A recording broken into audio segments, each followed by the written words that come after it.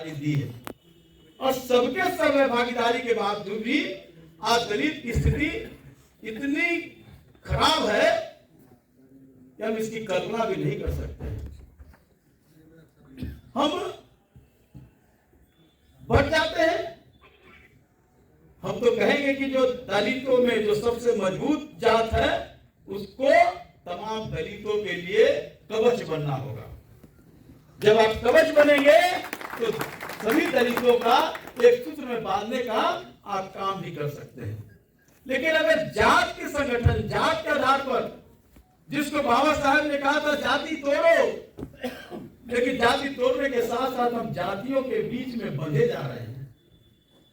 अधिकार के लिए सवाल नहीं, हमारा कैसे व्यक्तिगत लाभ हो, कैसे हम अपनी हिस्सेदारी व्यक्तिगत रूप से ले ले, ये हमारा सबसे बड़ा मूल उद्देश्य हो गया है। सरकार कहती है कि हम तो 80 करोड़ लोगों को भोजन दे रहे हैं, फिर भी देश का विकास दर कह रहा है कि हम सबसे आगे हैं, हम विश्व के गुरु बनने वाले हैं। हमें समझ में नहीं आता, मैं तो कॉमर्स का स्टूडेंट रहा हूं, लेकिन जब 80 करोड़ लोग भूखे हैं जिनको आप मुफ्त अनाज दे रहे हैं, इस देश की आबादी 140 करोड़ है और विकास दर में विश्व के गुरु बनने जा रहे हैं, हंसना और खाल फुलाना दोनों नहीं हो सकता है। हम ये कहें कि विकास के दर में आगे जा रहे हैं और हमारे 80 करोड़ लोग भूखे मर रहे हैं, ये दोनों बात एक साथ नहीं चल सकती है। तो ये है राजनीतिक जो जुगलाबाजी होता है, राजनीतिक जो लोगों को दिग्भ्रमित करने वाली बात होती है, यही है। हमको एक वक्त देखना चाहिए हमारे लोगों में शिक्षा की ज्योत क्यों नहीं पहुंच पाई है। आपने कहा है अपने एजेंडा में सामाजिक, आर्थिक, शैक्षणिक, न्यायिक, राजनीतिक, सांस्कृतिक में भागीदारी, ये बात शुरू से कही जा रही है। जब देश की आजादी हुई 1952 में, पहली सरकार जब बनी 1951 में, उससे भी कहा गया था कि दलितों के लिए हम सामाजिक भागीदारी देंगे, राजनीतिक भागीदारी देंगे, हम शैक्षणिक भागीदारी देंगे, सांस्कृतिक भागीदारी देंगे।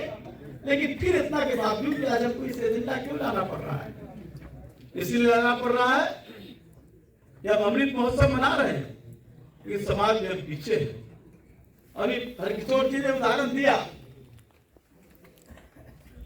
चाहे वो विधान परिषद का सवाल ना हो, राज्यसभा का सवाल ना हो, तो बाबा साहब ने जो अधिकार दिया था, इसके कारण लोकसभा और विधान सभा में तो हमारा स्थान मिल जाता है। लेकिन जो संविधान के तहत जो कानून बनते हैं, जो सरकार नए नए एजेंडा लाती है, नए नए योजना लाती है, नए नए चर्चाएं लाती है, जो बिल लाते हैं, उसको राज्यसभा और विधान परिषद में भी बहस होती है। वहां हमारे लोग तो नहीं है। हमारे लोग क्यों नहीं है? ये राजनीतिक बेईमानी है कि नहीं है? ये राजनीतिक बेईमानी है कि नहीं? इस बात को मन में गुस्सा आना चाहिए आपके मन में, और गुस्सा आएगा तब इसके खिलाफ संघर्ष की बुनियाद खड़ा होगी। आपने दूसरा कहा है, आपके एजेंडा में है, आपने आवासीय विद्यालय की बात कही है, आपने छात्रावास की बात कही है। हम छात्रावास में जाते रहे, जब मंत्री थे भी और मंत्री नहीं थे, और आज एक पार्टी के पदाधिकारी रहने के बावजूद भी हमारा संबंध रहा है छात्रावास में जो लोग आए। किस तरह जिंदगी गुजरता है, क्या उसके खिलाफ हम लड़ाई नहीं लड़ सकते हैं? लेकिन अगर जातियों में लड़ाई लड़ने का काम करोगे, कभी सफलता नहीं मिलेगी, कभी सफलता नहीं मिलेगी। इसलिए मैं बार बार कहता हूं कि जो मजबूत है उसको कवच बनना होगा, और उसके साथ उसकी सुरक्षा के लिए साथ रहना होगा। छात्रावास क्या खाने को मिलता है, किस तरह का भोजन मिलता है, और किस तरह वहां दादाशाही है, अफसरवादी है, अफसरशाही है, और हमारे समाज के लोगों को बना देता है वहां का चीफ। लेकिन उसके द्वारा ही, क्योंकि उसके ऊपर का जो निर्देश देता है उसी निर्देश का पालन करता है, इसके कारण हम उसका न्याय नहीं करा सकते हैं अपने लोगों से, और हम दर दर के ठोकरे खाते हैं। ठीक ही कहा हमारे किशोर जी ने, पैसा वापस जा रहा। मैं तो अपने जब मंत्री था तब भी कैबिनेट इस बात को उठाता था कि आपने अलग शेड्यूल कास्ट के लिए बजट का हिस्सा देते हैं, कि वो पैसा कहाँ चला जाता है। तो क्या कहा जाता था, बिजली की बात इन्होंने कही, बिजली कहते कि दलित तो नहीं लगाता है क्या, तो हम तो बिजली में पैसा दे दिया, लेकिन ये पैसा शेड्यूल कास्ट के लिए अलग से है, आम लोगों के साथ नहीं है। और वो आम लोगों के साथ जोड़ देता है कि वहां 5% तो दलित का बस्ती है और दे दिया 100%, तो उसका लाभ किसको है, दलित को मिलता है क्या। आज भी हमारी जो दलित लोग हैं घर से निकलते हैं तो कीचड़ में पैर रख करके टिके तब हाईवे पर आते हैं, क्या उनके घरों तक सड़क नहीं बनेगी। लेकिन सड़क में पैसा चला जाता है, हमारा जो क्रमांकित है पैसा वो पैसा दूसरी जगह चला जाता है। हम इस सवालों को नहीं अगर समझ पाए, अगर इन चीजों को हमको मन में नहीं आया तो हम लड़ाई नहीं लड़ सकते। सिर्फ राम मंदिर में तो अपने लोगों के बीच करता हूं, राम मंदिर से लड़ाई बहुत आगे चली गई। हम राम मंदिर के खिलाफ बात करते हैं, हम तो कहते रहे कि राम मंदिर जो बन रहा है उसके बाहर कटोरा लेकर के कौन लोग खड़े रहेंगे, उसकी समीक्षा करा लो, उसका आकलन करा लो, उसमें 70 से 80% से ज्यादा हमारा दलित समुदाय का होगा, दूसरे लोग नहीं होंगे। तो क्या हम सिर्फ राम मंदिर के चौखट पर बैठ करके याचना करने के लिए उस राम मंदिर का समर्थन करेंगे? लेकिन उससे बात आगे चली गई, साथ ही साजिद को समझने का काम करना, किस तरह हमारे लोगों को दिग्भ्रमित करने का काम किया जा रहा है। हमारे कुलदेवता जो हमारा आराध्य है उसके चबूतरा बनाने के लिए हर टोले में जो मनवादी संगठन है 25,000-50,000 रुपया दे करके हमको दिग्भ्रमित करवाने, असली लड़ाई से अलग खींचा जा रहा है। हम कुलदेवता के बनाने का काम करते हैं चबूतरा, क्योंकि हमको पैसा दे रहा है। तो असली जो लड़ाई है भूख का, भय का, भ्रष्टाचार का, हमारी हिस्सेदारी का, उस लड़ाई से हम अलग बढ़ते जा रहे हैं। हमारी लड़ाई होना चाहिए भूख का, हमारी लड़ाई होना चाहिए भय का, हमारी लड़ाई होना चाहिए हिस्सेदारी का, हमारी लड़ाई होना चाहिए हमारा सही रूप से हिस्सा मिले। और जो वर्षों से जो हमें मिलना चाहिए वो नहीं मिल रहा है, लेकिन हम तो कुल देवता के चबूतरा बनाने में लग जाते हैं। हम लग जाते हैं, हम एक राजनीतिक पार्टी को दोष नहीं दे रहे हैं, सारे राजनीतिक पार्टियों ने हमारा शोषण और दोहन करने का काम किया है। फिर दलितों के नाम पर नाराबाजी करना, दलितों के नाम पर वोट लेना, लेकिन दलितों के लिए हम तो कहते हैं निर्णय लेने का कौन अधिकार होता है राजनीतिक पार्टियों में? निर्णय कौन लेता है? कौन एजेंडा तय करता है? अगर दलित को निर्णय की भूमिका नहीं होगी तो फिर ये 75 साल की आजादी का जश्न मनाने का क्या उचित है? आज द्रौपदी मुर्मू जी है, मैं कोई इस बात को इस मंच से नहीं कहना चाहता था, लेकिन एक बात आ गई। द्रौपदी मुर्मू जी हमारी राष्ट्रपति है, एक ट्राइबल से, एक आदिवासी से, लेकिन क्या उनको स्वतंत्र है सारे अधिकार का निर्णय लेने का? उनके पास जाएगा फाइल और उनको दस्तखत करके लौटा देना है, इतना ही उनका काम है। भाषण दिलाना, उनके लिए लड़ाई करना, उनके लिए हक दिलाना, तो निर्णय की भूमिका हमारे लोगों को नहीं है। रामनाथ कोविंद जी थे राष्ट्रपति, उसी समय ना 2 अप्रैल की लड़ाई लड़ी गई, क्या उन्हीं उस समय उन्होंने इस सवाल को उठाने का काम किया? मैं उनकी व्यवस्था को समझता हूं, मेरे संबंध अच्छे रहे, मैं जानता हूं, लेकिन व्यवस्था से काम नहीं होगा। इसलिए साथियों कहना चाहता हूं, इस बात को समझने का काम कीजिए और अपने को एकजुट रहने का काम कीजिए। और जाना हो जो दलित के नेता है, दलित के समाज की कार्यकर्ता है, क्या हम अपने लोगों के टोलों में जाते हैं? क्या उनके साथ हम बैठ करके उनके ही खाना को हम साथ साथ खाने का काम करते हैं? अगर नहीं करेंगे तो उनका विश्वास नहीं दे पाएंगे, तब तो वो 85 किलो अनाज और कुल देवता का चबूतरा में फंस कर चला जाएगा।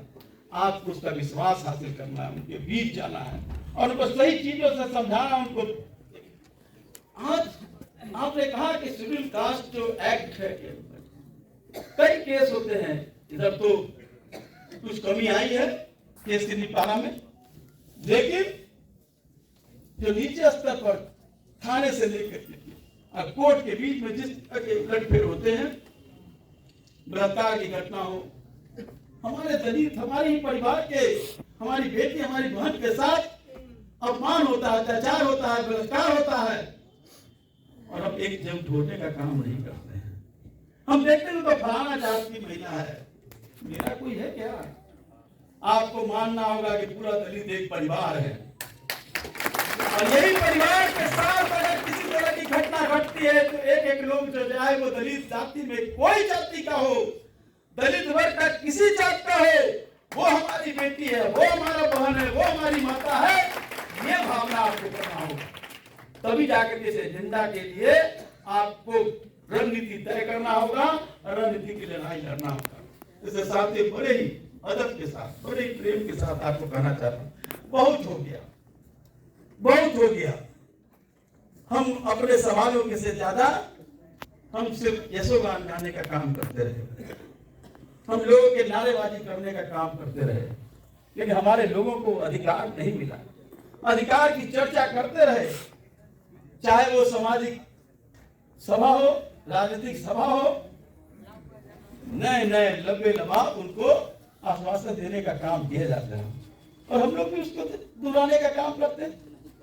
लेकिन काश अगर आप एक होते, हमारे लोग एक होते, तो जो हमारे जो साथी हैं, जो नेता के पास हैं, जो पार्टी में मुख्य स्थान पर हैं, उनको भी ताकत मिलने का काम होता है।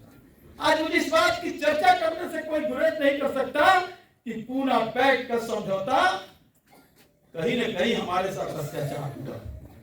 वो परिस्थिति थी, बाबा साहब भीमराव अम्बेडकर को महात्मा गांधी के साथ समझौता करना पड़ा, लेकिन अगर वो स्थिति होती तो आज देश की स्थिति दूसरी होती।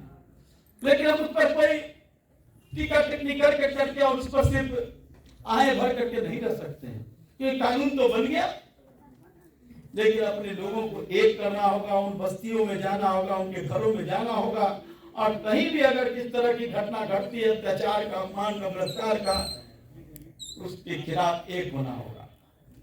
हरकिशोर जी तो लड़ रहे थे रिजर्वेशन में, जो प्रमोशन का जो मामला था, हम लोगों ने भी जितनी सरकार में रहते हुए जितना हो सका, मैं व्यक्तिगत रूप से भी मैं उसकी कोई यशोगान गाना नहीं चाहता हूँ, लेकिन इसके बावजूद भी नीति क्या रही और नियत क्या था, इसको समझना होगा। आज नए फरमान है, जिसको उन्होंने कह रहे थे सामान्य जाति को आरक्षण मिल गया, दलित को आरक्षण के प्रमोशन नहीं मिल पाएगा। न्यायपालिका में तो बहाना लेकर के, न्यायपालिका एक रोड़ा है, लेकिन क्या ईडब्ल्यूएस के लिए नहीं? क्या ये आज जो प्रमोशन हो रहा है लोगों का, हमने बात रखी सरकार ने कहा कि उनका रुका हुआ है, तो उनका हमने कहा कि जब दूसरे लोगों का प्रमोशन हो जाएगा उस पोस्ट पर, उसके बाद फैसला आएगा, तो आप कहते हैं कि हम करेंगे, तो फिर तो वो तो पीछे ही ना जाएंगे, वो जगह खाली होगा तब ना हो जाएंगे, तब तक तो रिटायर कर जाएंगे, जंगल में जाएंगे। ये जो नियत है, इस नियत को समझना होगा। और मैं फिर कहता हूँ, जाति में मत बंटना साथी, हम ये महसूस कराएं कि दलित हमारा एक परिवार है, और इस परिवार के मुखिया हमारे अंबेडकर हैं, और अंबेडकर को ही अपना राज मान के सिर्फ जय जय भीम करने से नहीं होगा, बाबा साहब भीमराव अम्बेडकर पर माला बनाने से नहीं होगा। बाबा साहब ने जो संघर्ष लड़ा किया, मार खाया, तो चौधार तालाब का सवाल, तो कालाराम मंदिर के प्रवेश का सवाल, और संविधान के पहले किस तरह की प्रताड़ना उनको मिला, चाहे वो यूनिवर्सिटी के सवाल हो, चाहे वो उनकी नौकरी का सवाल हो, चाहे वो किस तरह उनको साजिश करके उनको संसद में नहीं भेजने का काम किया जाता रहा। तो उनको समझना होगा साजिश को। जब वो इतने झेलते हुए उन्होंने उस स्थान पर पहुंच गए, तो हमारे तो हालात है, हम सिर्फ माला बना करके क्या उनकी भक्ति में हम कर पाएंगे? हम उनके विचारों को, उनके संघर्ष की गाथा को अगर हम अपने आत्मसात करेंगे, तभी उनके प्रति हम सच्चे अनुयायी अपने को कहने का काम कर सकते हैं। अन्यथा जाएंगे, माला चढ़ाएंगे, दिन भर चर्चा करेंगे, रात में फिर घर जाकर के सो जाएंगे। इससे नहीं होगा। इसलिए हम किशोर जी कहना चाहते हैं, भाई चंदन जी कहना चाहते हैं, बनाइए रणनीति, कार्यक्रम बनाइए, सब टोले नहीं, सिलेक्ट कीजिए, हम भी चलेंगे आपके साथ, वहां रहने का काम कीजिए, उनके साथ दलबैया बनाइए, उनके साथ उन्हीं का खाना हम खाने का काम करेंगे। उनको विश्वास तो लीजिए। अगर विश्वास नहीं होगा, आपके खिलाने से नहीं होगा। खिलाना है वो झोपड़पट्टी में जो हमारे मैया बाबा जो बैठे, उसके साथ बैठना होगा, उनके घर में बैठना होगा। जिस तरह वो सोती है